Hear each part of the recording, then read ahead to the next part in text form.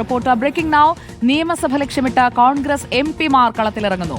നിയമസഭാ മണ്ഡലങ്ങളിൽ എംപിമാർ പ്രവർത്തനം തുടങ്ങിയിരിക്കുകയാണ്. കണ്ണൂരിൽ മത്സരിക്കാൻ കെ സുധാകരൻ തയ്യാറെടുക്കുന്നു എന്നതാണ് വിവരം. പാലക്കാട്ടേക്ക് തിരിച്ചുപോകാൻ ഷാഫി പറമ്പിലുമുണ്ട്. ആറന്മുളയിൽ കണ്ണുനട്ട് ആന്റോ ആന്റണിയും അടൂർ കേന്ദ്രീകരിച്ച് കൊടിക്കുന്നിൽ സുരേഷും. കോന്നിയിൽ സജീവമാവുകയാണ് അടൂർ പ്രകാശ്. തിരുവനന്തപുരത്ത് ശശി തരൂർ തയ്യാറെടുക്കുന്നു. എംപിമാർ മത്സര സന്നദ്ധത നേതൃത്വത്തെ അറിയിച്ചിട്ടുമുണ്ട്. ആർ റോഷിപാൽ നമുക്കൊപ്പം ചേരുകയാണ്. ആർ റോഷിപാൽ, കോൺഗ്രസിനുള്ളിൽ എംപിമാർക്ക് ഒരു കളം പിടിക്കാനായിട്ടുള്ള ഒരു അവസരമായി ഈ നിയമസഭാ തെരഞ്ഞെടുപ്പ് മാറുമോ? പ്രത്യേകിച്ചും കേന്ദ്രത്തിൽ എന്തായാലും ഭരണമില്ല, കേരളത്തിൽ ഭരണം കിട്ടാനുള്ള ഒരു സാധ്യതയെങ്കിലും നിലനിൽക്കുന്നുണ്ട്. അത് ഉപയോഗപ്പെടുത്തുക, അതാണോ ഇപ്പോൾ എംപിമാരുടെ ഒരു ലക്ഷ്യം? ആരൊക്കെയാണ് ഒരുങ്ങുന്നത്? സുജയ പാർവതി, സംസ്ഥാനത്തെ കോൺഗ്രസ് എംപിമാരിൽ ഭൂരിപക്ഷം പേരും നിയമസഭാ തെരഞ്ഞെടുപ്പിൽ മത്സരിക്കണമെന്ന താല്പര്യമുള്ളവരാണ്. ഇവരിൽ പലരും സംസ്ഥാന കോൺഗ്രസ് നേതൃത്വത്തെയും ദേശീയ നേതൃത്വത്തെ നിയമസഭാ തെരഞ്ഞെടുപ്പിൽ മത്സരിക്കാനുള്ള സന്നദ്ധത അറിയിച്ചിട്ടുണ്ടെന്നാണ് അറിയാൻ കഴിയുന്നത്. അതിൽ ഏറ്റവും പ്രധാനപ്പെട്ടത് മുൻ KPCC അധ്യക്ഷനായ കെ സുധാകരനാണ്. കെ സുധാകരൻ പദവി ഒഴിഞ്ഞതിന് തൊട്ടു പിന്നാലെ തന്നെ അങ്ങനെ കൃത്യമായൊരു നിർദ്ദേശം കൂടി മുന്നോട്ട് വെച്ചിട്ടുണ്ട്. താൻ ഉൾപ്പെടെയുള്ള ചില എംപിമാർക്ക് മത്സരിക്കാൻ താല്പര്യമുണ്ട്. നിയമസഭാ തെരഞ്ഞെടുപ്പിൽ വലിയ മുന്നേറ്റം ഉണ്ടാക്കാൻ ഇത് വഴിയൊരുക്കും എന്ന് തന്നെയാണ് ഈ എംപിമാരുടെയൊക്കെ അഭിപ്രായം. കെ സുധാകരൻ കണ്ണൂരിൽ മത്സരിക്കാനാണ് താല്പര്യമെടുക്കുന്നത്. ചില നേതാക്കളൊക്കെ സുധാകരൻ അഴീക്കോട് മത്സരിക്കട്ടെ എന്ന അഭിപ്രായം മുന്നോട്ട് വെക്കുന്നുണ്ട്. അതേസമയം ഷാഫി പറമ്പിൽ വടകര MP ആയി വരുമ്പോൾ തന്നെ പൂർണ്ണ സംതൃപ്തിയോടെയല്ല എത്തിയത്. പാർട്ടിയുടെ നിർദ്ദേശപ്രകാരം വന്നതാണ്. ആ മണ്ഡലം നിലനിർത്താൻ വേണ്ടിയാണ് ഷാഫി പറമ്പിലിനെ UDF ചെയർമാൻ കൂടിയായ VD സതീശൻ ഉൾപ്പെടെ നിർബന്ധിച്ച് വടകരയിലേക്ക് എത്തിച്ചത്. ഈ സാഹചര്യത്തിൽ ഷാഫി പറമ്പിലിന്റെ പാലക്കാട്ടേക്ക് എപ്പോഴും കണ്ടുണ്ട്. കഴിഞ്ഞ ദിവസങ്ങളിലൊക്കെ പാലക്കാട്ടെ പരിപാടികൾ ഷാഫി പറമ്പിൽ എത്തിയിട്ടുണ്ട്. ഷാഫി പറമ്പിൽ പാലക്കാട്ടേക്ക് മത്സരിക്കാൻ താല്പര്യമുണ്ടെന്ന് ഇന്നലെ തന്നെ KPCC അധ്യക്ഷൻ പറയുകയും ചെയ്തിട്ടുണ്ട്. മറ്റൊരാൾ അത് ആന്റോ ആന്റണിയാണ്. ആന്റോ ആന്റണി നേരത്തെ KPCC അധ്യക്ഷ പദവിയിലേക്ക് പരിഗണിക്കപ്പെട്ടതാണ്. അവസാന നിമിഷമാണ് പൂർണ്ണമായും പദവി ലഭിക്കില്ലെന്ന് അറിയുന്നത്. അതുകൊണ്ട് അന്ന് AICC നേതൃത്വം വേണ്ട പരിഗണന ആന്റോ ആന്റണിക്ക് നൽകുമെന്ന് പറഞ്ഞതാണ്. ആന്റോ ആന്റണിയെ ആറന്മുളയിൽ മത്സരിപ്പിച്ചാൽ ആ മണ്ഡലം പിടിക്കാൻ കഴിയും എന്ന കണക്കുകൂട്ടൽ നേതൃത്വത്തിനൊക്കെയുണ്ട്. ആന്റോ ആന്റണി അവിടെ കേന്ദ്രീകരിക്കുന്നു.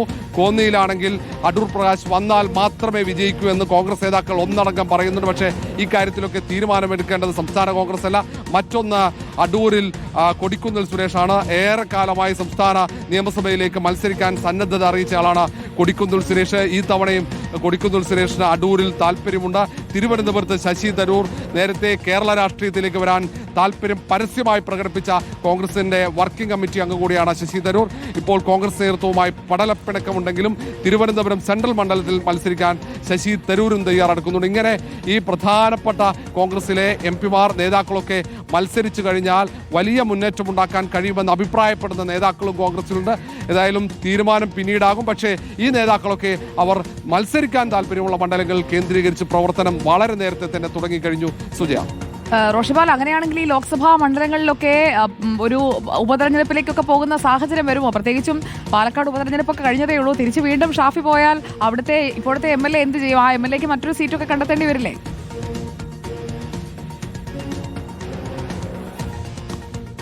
സുജയ പാർവതി, ഇത്രയും എംപിമാർ മത്സരിച്ചു കഴിഞ്ഞാൽ, അവർ വിജയിച്ചു കഴിഞ്ഞാൽ കണ്ണൂർ, വടകര, പത്തനംതിട്ട, മാവേലിക്കര, ഒപ്പം ആറ്റിങ്ങൽ, തിരുവനന്തപുരം ഇങ്ങനെയുള്ള മണ്ഡലങ്ങളിലൊക്കെ ലോക്സഭ ബൈ ഇലക്ഷൻ നടത്തേണ്ടി വരും. മറ്റൊന്ന്, ഈ പാലക്കാട്ടേക്ക് വരുമ്പോൾ, ഷാഫി പറമ്പിൽ വരുമ്പോൾ അവിടെ ഇപ്പോൾ നിലവിൽ യൂത്ത് കോൺഗ്രസിന്റെ സംസ്ഥാന അധ്യക്ഷൻ രാഹുൽ മാങ്കൂട്ടത്തിലാണ് MLA.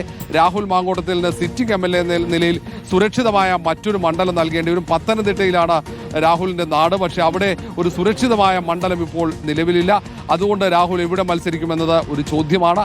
ഏതായാലും പക്ഷേ ഇവർക്ക് മത്സരിക്കാൻ താല്പര്യം മാത്രമല്ല, മറ്റു നേതാക്കൾ ഇവർ മത്സരിക്കുന്നതോട് യോജിപ്പ് പ്രകടിപ്പിക്കുന്നവർ പറയുന്നത് ഇവർ മത്സരിച്ചാൽ കൂടുതൽ ആശങ്കപ്പെടേണ്ടതില്ല, എളുപ്പത്തിൽ ആ മണ്ഡലങ്ങൾ പിടിക്കാൻ പറ്റുമെന്നാണ് അവരുടെയൊക്കെ അഭിപ്രായം. പ്രത്യേകിച്ച് അതിൽ മറ്റു മണ്ഡലങ്ങളൊന്നും സിറ്റിംഗ് സീറ്റല്ല. കണ്ണൂർ അത് UDFന്റെ കയ്യിലില്ല, UDFന് നഷ്ടമായതാണ്. ആറന്മുള UDFന്റെ കയ്യിലില്ല, അടൂർ UDFന്റെ കയ്യില്ല. കഴിഞ്ഞ തെരഞ്ഞെടുപ്പിൽ MJ കണ്ണൻ നേരിയ ഭൂരിപക്ഷത്തിനാണ് അവിടെ പരാജയപ്പെട്ടത്. MJ കണ്ണൻ ഈ അടുത്താണ് അന്തരിച്ചത്. MJ കണ്ണൻ തന്നെ അവിടെ കേന്ദ്രീകരിച്ച് പ്രവർത്തിച്ചിരുന്നതാണ്. അങ്ങനെ കുറച്ചുകൂടി കോൺഗ്രസിന് അനുകൂലമായ സാഹചര്യം അടൂരിലുണ്ടെന്ന് വിലയിരുത്തുന്നു. തിരുവനന്തപുരം സെൻട്രലും കോൺഗ്രസിന്റെ സ്ഥിരം മണ്ഡലമായെങ്കിൽ അത് കൈവിട്ടുപോയതാണ്. അതിൽ പാലക്കാട് മാത്രമാണ് സിറ്റിംഗ് സീറ്റ്. മറ്റു മണ്ഡലങ്ങളിലൊന്നും കൂടുതൽ നേതാക്കൾ ഇപ്പോൾ അവകാശവാദം ഉന്നയിക്കുന്നുമില്ല. മാത്രവുമല്ല, ഇങ്ങനെ മുതിർന്ന നേതാക്കളും MPമാരൊക്കെ മത്സരിക്കാൻ താല്പര്യം അറിയിച്ചാൽ അവിടെ മറ്റു നേതാക്കൾ അവർ താല്പര്യവുമായി അവകാശവാദവുമായി മുന്നോട്ട് വരാനുള്ള സാധ്യതയും കുറവാണ്.